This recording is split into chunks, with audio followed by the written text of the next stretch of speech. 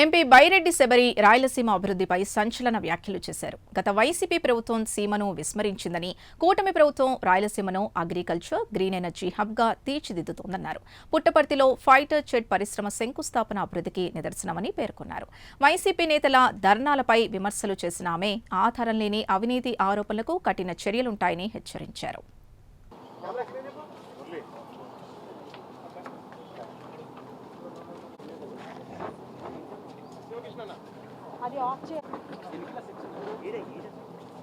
And మేము అధికారంలోకి వచ్చిన తర్వాత 2 సంవత్సరాల నుంచి చాలా కరెక్ట్గా జరుగుతున్నాయి, చాలా వేగవంతంగా జరుగుతున్నాయని నేను చాలా గర్వంగా మనకు పరిశ్రమలు అయితేనేమి, ఇక్కడ ఓర్వకల్ అయితేనేమి, మొత్తం డెవలప్మెంట్ జరుగుతుంది. ఎంపీగా నేనేం చేసినాను, నాకేం ఇల్లీగల్ సీడ్ బిజినెస్లు లేవు, లేకపోతే ఏ బిజినెస్లు నా దగ్గర లేవు.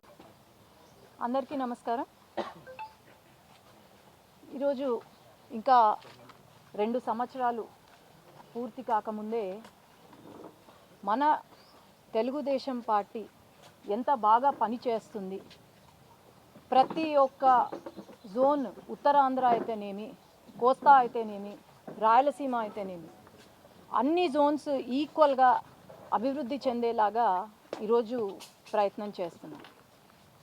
ముఖ్యంగా మన గౌరవ ముఖ్యమంత్రి గారు నారా చంద్రబాబు నాయుడు గారు అయితేనేమి, లోకేష్ అన్న, ఇద్దరు కూడా 24 గంటలు మన రాష్ట్రం అభివృద్ధి చెందాలి, వెనక్కి 50 సంవత్సరాలు 5 సంవత్సరాల్లో వెనక్కి వెళ్ళిన రాష్ట్రాన్ని ముందుకు తీసుకెళ్ళాలి అనే ఉద్దేశంతో ఈరోజు వన్ ఆఫ్ ది టాప్ స్టేట్గా వితిన్ 23 మంత్స్లో 2 సంవత్సరాలలో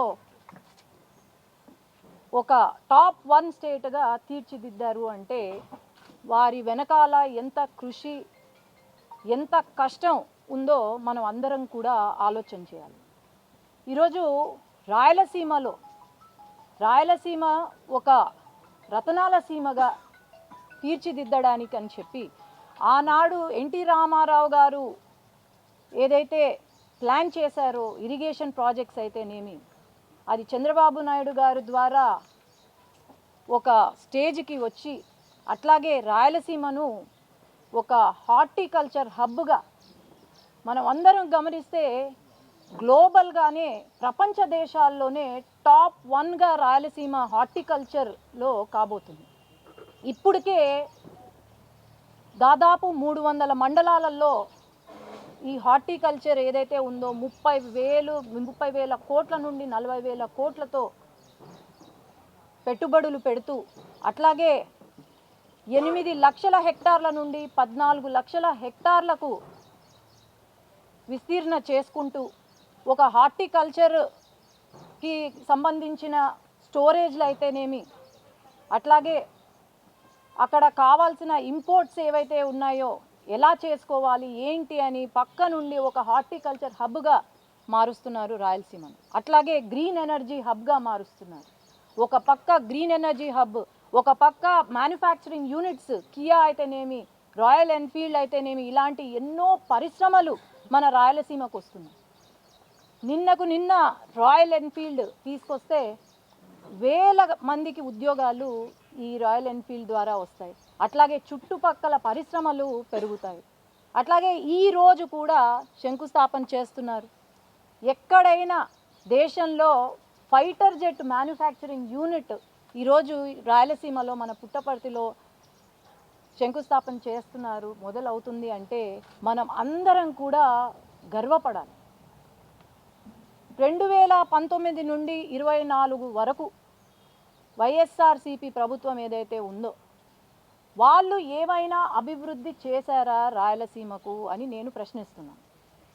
ఈరోజు రాయలసీమలో ఉన్న ప్రజలు రాయల్గా బతకాలని చెప్పి మన ముఖ్యమంత్రి గారు ముందుకు తీసుకెళ్తుంటే, అభివృద్ధి ఎలా, సంక్షేమం ఎలా అని ముందుకు తీసుకెళ్తుంటే, మరి ఆనాడు వైఎస్ఆర్సీపీ ప్రభుత్వం ఉన్నప్పుడు ఏం చేశారు అని నేను అడుగుతున్నాను. ఆనాడు ఒక్క పరిశ్రమ లేదు. మనం అందరము చూసాము. ఒకే రోజు దాదాపు 10,000 మంది ఎక్కడో హైదరాబాద్కి, బెంగళూరుకి వలసలు వెళ్ళిన రోజు మనం చూసాం. కానీ ఈరోజు పక్కన జిల్లాల నుంచి పక్కన రాష్ట్రాల నుంచి మన రాష్ట్రానికి వలసలు వస్తున్నారు. ఎందుకు? పెట్టుబడులు ఎక్కువ ఉన్నాయి, ఉద్యోగాలు వస్తాయి, ఇక్కడ బాగుంది అనే ఉద్దేశంతో ఇక్కడికి రావడం జరుగుతుంది. మరి ఇంత చేస్తున్నా కూడా వైసీపీ వాళ్ళు కొత్తగా ఒక గేమ్ మొదలుపెట్టారు. ఏంటి అంటే 2 కులాల మధ్యలో లేకపోతే మతాల మధ్యలో చిచ్చు పెట్టే విధంగా శాంతి భద్రతలకు భంగం కలిగేలాగా ఈరోజు ప్లాన్ చేయడం. ప్రతి జిల్లాలో ఒక ఇష్యూని టేకప్ చేసి, ప్రతి జిల్లాలో చిల్లర ఇష్యూస్ని టేకప్ చేసి, లేకపోతే మతాల మధ్యలో లేకపోతే కులాల మధ్యలో చిచ్చు పెట్టడానికి రౌడీ మూకలను దింపి, ఒక్కొక్క జిల్లాలో రౌడీ మూకలను దింపి ఈరోజు రాజకీయం చేయాలి అని అనుకుంటున్నారు. ఆనాడు పవర్లో ఉన్నప్పుడు ఇదే రాజకీయం చేశారు, ఇలాంటి రౌడీయిజం చేశారు. పవర్లో లేనప్పుడు కూడా ఇలాంటి రౌడీయిజమే చేస్తున్నారు. ఆనాడు అది భరించలేకనే ప్రజలు బుద్ధి చెప్పి 11 సీట్లకు పరిమితం చేశారు వైసీపీ వారు. ఈనాడు మళ్ళీ అదే పద్ధతిలో ఫాలో అవుతున్నారు. వచ్చే ఎన్నికల్లో ఒక్క సీటు కూడా ఉండదు అని నేను తెలియజేసుకుంటున్నాను. నిన్న కర్నూలులో జరిగిన విషయం యాక్చువల్గా అయితే అట్లాంటి రౌడీ మూకల గురించి మనం మాట్లాడాల్సిన అవసరం కూడా లేదు. కానీ ప్రజాప్రతినిధులుగా ప్రజలచే ఎన్నుకోబడిన నాయకులుగా మాకు సంక్షేమం ఎంత ఇంపార్టెంటో, అభివృద్ధి ఎంత ముఖ్యమో, ప్రజా రక్షణ, ప్రజల పీస్ఫుల్గా ఉండాలి అనే భద్రత కల్పించాలి అనే బాధ్యత కూడా మా పైన ఉంది.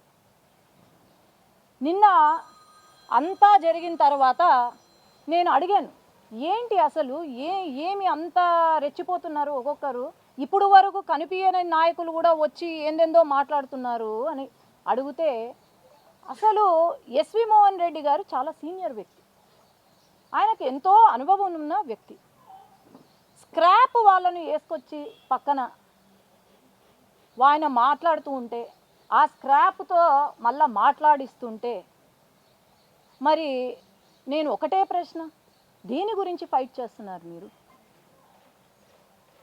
ఒకడు అంటాడు వైసీపీ నాయకుడు. ఇంకొక విషయం, నిన్న ఏదైతే ధర్నా చేశారో ఒక 200 మంది ఉండొచ్చాడు. ఆ 200 మందివి చిట్టా తీస్తే ప్రతి ఒక్కరి పేర్లు అక్కడ ఎవరున్నారు ఏంటి అనేది ప్రతి ఒక్కరి పేరు, వారి చిట్టా, వారి చరిత్ర అన్నీ లిస్ట్ వచ్చాయి. దాంట్లో సగం మంది గంజాయి బ్యాచ్, ఇంకొంతమంది కిడ్నాప్ చేసేవాళ్ళు, ఇంకొంతమంది అటెంప్ట్ మర్డర్లు ఉన్నవాళ్ళు, ఇలాంటి బ్యాచ్ని వేసుకొని ధర్నా చేస్తారు. అది ఏంటంటే పేరెత్తితే చాలు ఓ అని అరుస్తారు. అది ఎవరు పేరెత్తినా అరుస్తారు. మా పార్టీ వాళ్ళ పేర్లు ఎత్తినా అరుస్తారు, వాళ్ళ పార్టీ పేరెత్తినా అరుస్తారు. అంటే ఏమన్నా పేడు ఎన్నిసార్లు ఓ అని అరుస్తే ఏమన్నా డబ్బులు ఇస్తారో నాకైతే తెలీదు. అక్కడ ఉన్న వాళ్ళు 50% ఎవరెవరు నా పైన సోషల్ మీడియాలో ఒక పోస్ట్ పెడితే గలీజ కామెంట్స్ పెట్టేవాళ్ళు ఎవరో నాకు తెలుసు. నిన్న చాలా గొప్పగా బాలు అని ఒక మనిషి పేరెత్తి అన్యాయం చేస్తున్నారు తెలుగుదేశం పార్టీ వాళ్ళు అని అంటున్నారు. అసలు ఎవరు ఇతగాడు ఎవడు, ఆయన చరిత్ర ఏంటి? ఈరోజు ఎఫ్ఐఆర్లు, ఆయన పైన నమోదైన కేసులు, ఎఫ్ఐఆర్లు, ఇల్లీగల్ లిక్కర్ అయితేనేమి, ఆడవాళ్ళ విషయంలో అయితేనేమి ఎఫ్ఐఆర్లు. నాకు తెలిసిన విషయము, వాడి షర్ట్ ఇప్పి చూస్తే అంట మొత్తము 30-40 కార్ట్లు ఉంటాయంట. ఓ 10 మంది అమ్మాయిల పేర్లు ఉంటాయంట. ఆడు చేసేది ఏంటి అంటే అమ్మాయిలకు లైన్ వేయడము, వాళ్ళను హరాస్ చేయడము, బ్లాక్మెయిల్ చేయడము, హరాస్ చేయడం, ఇది వాళ్ళు చేసే పని. అట్లాగే మొన్న చనిపోయిన వ్యక్తి, నా కండోలెన్సెస్ టు ద ఫ్యామిలీ, నేను వాళ్ళని ఏమీ అనట్లేదు. కానీ అన్నీ కూడా ఇప్పుడు ఒక కంప్లైంట్ వచ్చినా కూడా, లేదంటే ఎవరైనా కంప్లైంట్ వచ్చినా కూడా అన్నీ రికార్డెడ్ ఉంటాయి. ఒక అమ్మాయి 112కి కాల్ చేసి ఒక హరాస్మెంట్ కేసు ఫైల్ చేయాలనుకుంది. ఆ కాల్ రికార్డింగ్ కూడా ఉంది. ఆనాడు స్టేషన్లో ఆయన ఫోను తీసుకున్నారు. ఆ ఫోన్లో ఏంటిరా అని చూస్తే ఎంతోమంది అమ్మాయిలను బ్లాక్మెయిల్ చేస్తూ వాళ్ళ వీడియోస్ రికార్డ్ చేస్తూ, ఆ ఫోన్లో ఆ వీడియోస్ ఉన్నాయి, రికార్డ్ చేస్తూ గూగుల్ పే, ఫోన్పే నుండి డబ్బులు తీసుకుంటూ బయటికి వచ్చింది. అది కేవలం అది బయటికి వచ్చింది అని చెప్పి ఆ ఉద్దేశంతో మరి ఏమైందో భయపడ్డాడో మరేమో, కానీ ఇది రాజకీయం చేశారు. నేను ఒకటే అడుగుతున్నా, సూసైడ్ లెటర్ అని చెప్తున్నారు, ఎక్కడుంది సూసైడ్ లెటర్? ఒక జెరాక్స్ కాపీ చూపించి అసలు అది ఎవరు రాశారో కూడా తెలియదు, ఇన్వెస్టిగేషన్ టీంకి ఇవ్వమంటే ఒక జెరాక్స్ కాపీ ఇచ్చి ఒరిజినల్ లెటర్ ఇవ్వమంటే ఇంతవరకు on record original suicide letter ఇవ్వలేదు. ఎందుకు? ఇలాంటి వాళ్ళ కోసమా వైసీపీ వాళ్ళు ఇలాంటి అమ్మాయిలను వేధించి అమ్మాయిలను బ్లాక్మెయిల్ చేసే వెధవల కోసమా నిన్న ధర్నా చేసింది వైసీపీ వాళ్ళు అని నేను ప్రశ్నిస్తున్నా. ఏమంటారు? ఎక్కడో మొక్కేసి వచ్చినాడంట జైల్లో, 2014లోనే మొక్క వేసి వచ్చినాడంట, ఇప్పుడు మానయ్య ఉంటుందంట. నీకు అంత దూలం ఉంటే, అంత జిలం ఉంటే ఆ మొక్కను ఆ మానుగా మారిందా లేదా అని చూసుకోవడానికి పోవాలనుకుంటే పోయి చూసుకొని రా. నీకు ఎవరైనా డిగ్రీలు చెప్తారు, అరే నేను ఎంబీబీఎస్ చేసిన, ఎండీ చేసిన, లేకపోతే ఇంజనీర్ చేసినానని. వీళ్ళు ఏంటంటే నేను పుట్టినప్పటి నుంచి జైలే చూసిన, నేను పెరిగిన తర్వాత కూడా జైల్లోనే ఉన్నా, లేదు రిటైర్మెంట్ తర్వాత జైల్లోనే ఉంటాను. ఇదా రాజకీయం అంటే? ఇదా వీళ్ళు చేసేది? ఒక మినిస్టర్ గారిని నింద వేసే ముందు 40 కోట్లు 20 కోట్లు కబ్జా చేసినారు అని నింద వేసే ముందు ప్రూఫ్స్ చూపి, ప్రూఫ్స్తో పాటు మాట్లాడితే నీ పైన నమ్మకం ఉంటుంది ప్రజలకు. ఒక ఆర్యవైశ్య కమ్యూనిటీకి సంబంధించిన ఒక మినిస్టర్, మనకందరికీ తెలుసు ఈ దేశంలోనే మొత్తం ఆర్యవైశ్యులు ఎవరైనా దేవుడికి భయపడి భక్తి ఉన్న వ్యక్తులు అంటే ఆర్యవైశ్యులు. వాళ్ళు ఎప్పుడూ కూడా ఇటువంటి పని చేయరు. అది అంటాడు బిజినెస్లు ఉన్నాయి, వాళ్ళకి ఇన్ని కోట్ల డబ్బులు ఉన్నాయి. అరే వాళ్ళ బిజినెస్లు వాళ్ళు కష్టపడి వాళ్ళు సంపాదించుకున్నారు, నీకేం సంబంధం అయ్యా? మళ్ళీ ఇంకో మాట కూడా అండ్రి, ఏందో నాకు అర్థం కాల ఈ విషయం. ఇది జగన్మోహన్ రెడ్డి గారు చాలా క్లియర్ కట్గా వినాలి. కొంతమంది నాయకులంట తండ్రి పేరు పెట్టుకొని రాజకీయంలోకి వచ్చినారంట, తండ్రి పేరు చెప్పుకొని రాజకీయం ఏదో తండ్రి డబ్బులు వాడుకొని రాజకీయంలోకి వచ్చినారంట. మరి మీ గురించే అనుకుంటా జగన్మోహన్ రెడ్డి గారు, వీళ్ళు పులివెందలో కూడా తిష్ట వేసి ఏమన్నా ఇది చేసేలాగున్నారు. మరి జగన్మోహన్ రెడ్డి గారు, వైఎస్ రాజశేఖర్ రెడ్డి గారు వారి తండ్రి పేరు చెప్పుకొనే రాజకీయాల్లోకి వచ్చాడు. వాళ్ళ తండ్రి పేరు చెప్పుకొనే ఈరోజు ప్రతి ఒక్కటి వాళ్ళ తండ్రి పేరుతోనే జరుగుతుంది. మొత్తం వాళ్ళ తండ్రి డబ్బులతోనే కదా ఆనాడు జరిగింది, ఎన్నికలు గెలిచింది. మరి మీ గురించి చెప్తున్నట్టున్నారు. మరి ఆలోచన చేయండి. ఈ రౌడీ వెధవలు పంపించడం మరి మీ పార్టీకే నష్టం, కానీ మాకు ఇంకా మంచిది ఇలాంటి రౌడీ వెధవలు వస్తే. కానీ నేను ఒకటే చెప్తున్నాను, ఈరోజు మాత్రము ఏవైతే కేసులు ఉన్నాయో వైసీపీ హయాంలో వాళ్ళు తప్పులు చేసి కేసులు ఏవైతే క్లోజ్ చేయించినారో, ఏవైనా కావచ్చు, అవి బాంబ్ బ్లాస్ట్ కేసులు కావచ్చు, లేదంటే ఒక మైనర్ కిడ్నాపింగ్ కేసులు కావచ్చు, మర్డర్ అటెంప్ట్లు కావచ్చు, లేకపోతే ఈ చిన్న కేసులు కూడా ఈరోజు రీఓపెన్ చేసి దాన్ని సమగ్రంగా ఇన్వెస్టిగేషన్ చేసే బాధ్యత మేము తీసుకుంటాం.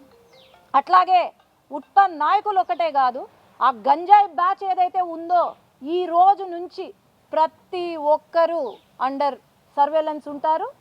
మీరు గంజాయి కాదు కదా, ఊపిరి ఎన్నిసార్లు మీరు ఊపిరి తీసుకున్నా కూడా మాకు తెలిసిపోతుంది. ఇప్పుడు కొత్తగా రింగులు వాచ్లు వేసుకుంటున్నారు, హార్ట్ బీటు లేకపోతే అన్నీ తెలుసుకోవడానికి. ప్రతి ఒక్కరి రింగులు వాచ్లు మా దగ్గర ఉన్నాయి, గమనిస్తూనే ఉన్నాము.